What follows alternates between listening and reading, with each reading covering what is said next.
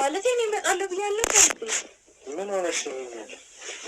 እኔ እመጣለሁ አላልኩም? ቆይ ለምን መጣ እንዴ? አሰላሙ አለይኩም ወራህመቱላሂ ወበረካቱ።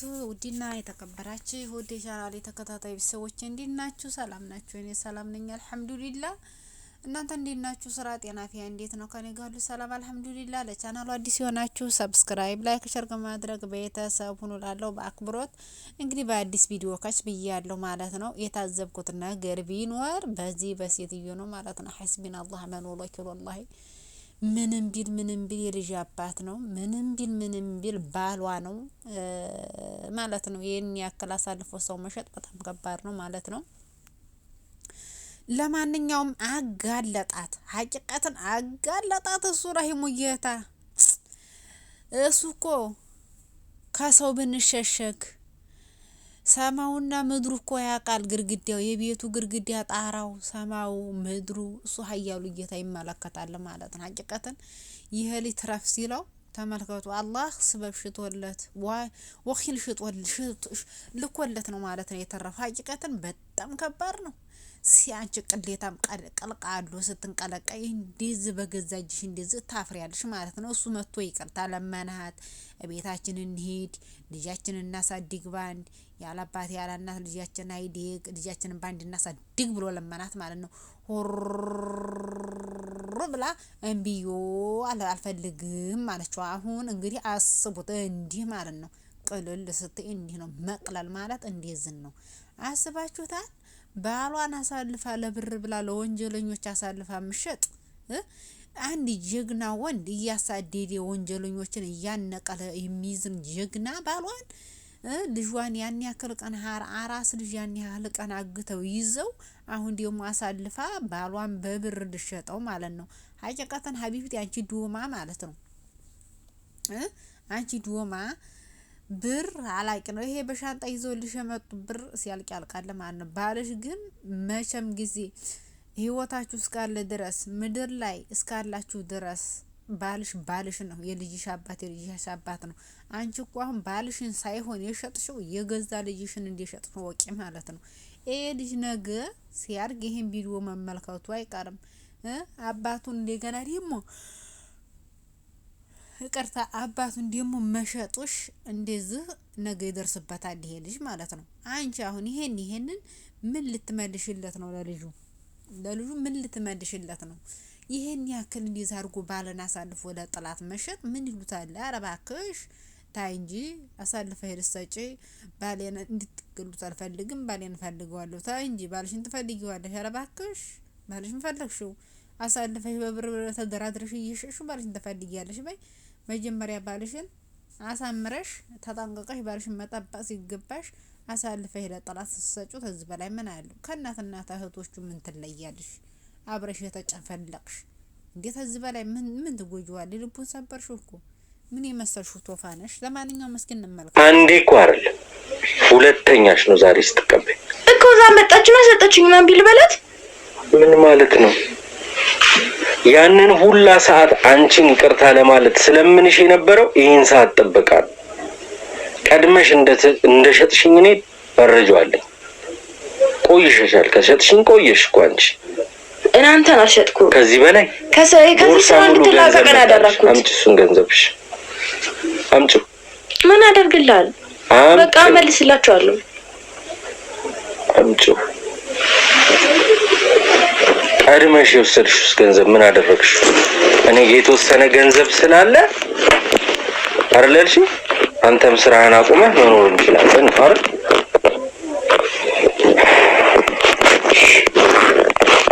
ይሻላል እንደዚህ።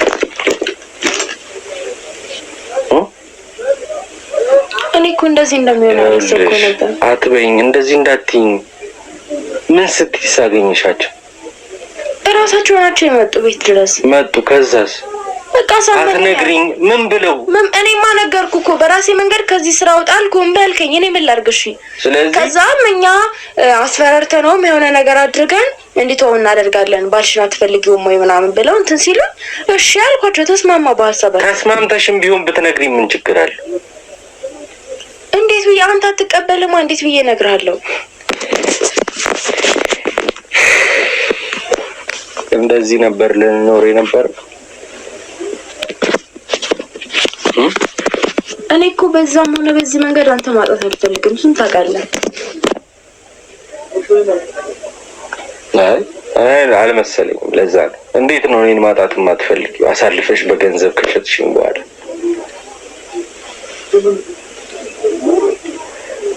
እርግጠኛ ነሽ?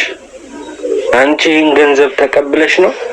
እኔ አሁንም ማመን ዛሬ የመጣች ጊዜ ተጣልተን ነው የሄደችው። መጣላት አይደለም። መጀመሪያ እዚህ ስምምነት ውስጥ ምን ታደርጊያለሽ? አንቺ ማነሽ እኮ ነው፣ ማንነትሽ እኮ ነው እኮ የሚያግድሽ እዚህ ጋር እንዳትደርሽ።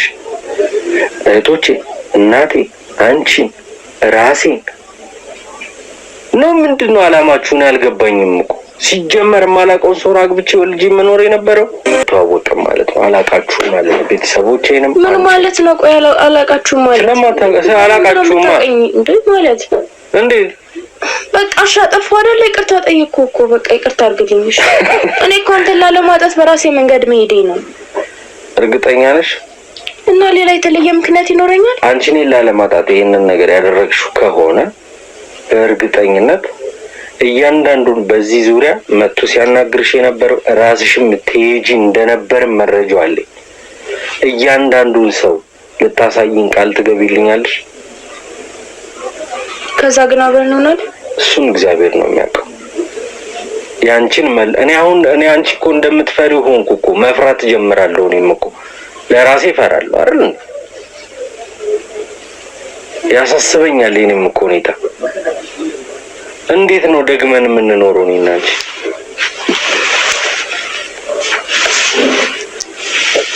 እሺ በቃ ሁሉንም ነገር እነግርሃለሁ። ማውቀውን ነገር በሙሉ አንተ ይቅርታ ካረክልኝ ምንም ነገር እነግርሃለሁ። መጀመሪያ ምንድን ነው ማን ነው አንቺ ጋር የመጣው ሰው?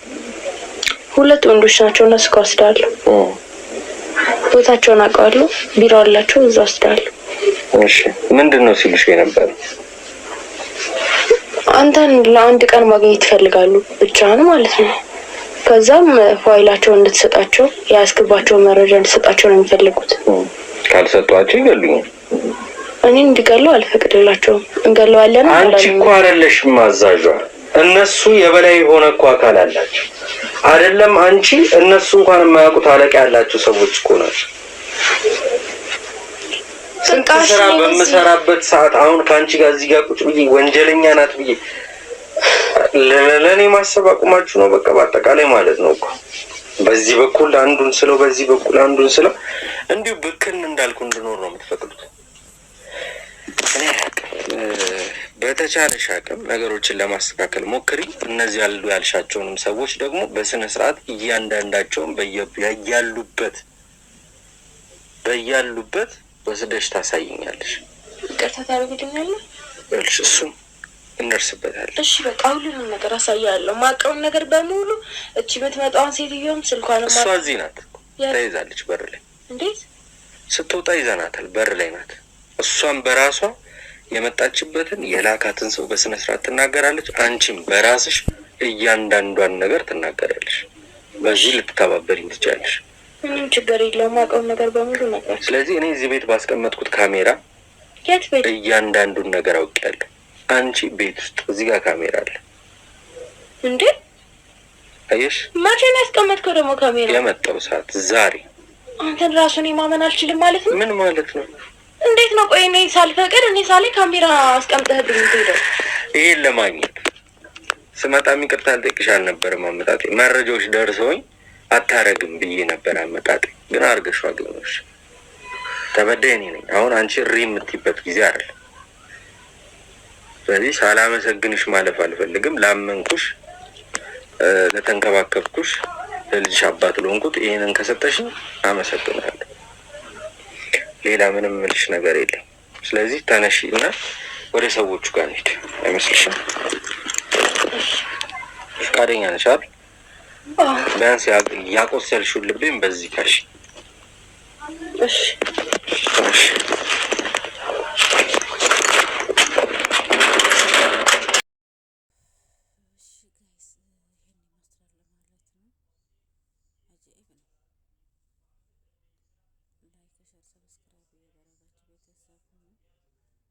ሁኑ። ተመልካች ውዶችዬ በአሁኑ ሰዓት ጊዜ የሚያስፈራ ጊዜ ከባድ ጊዜ ነው።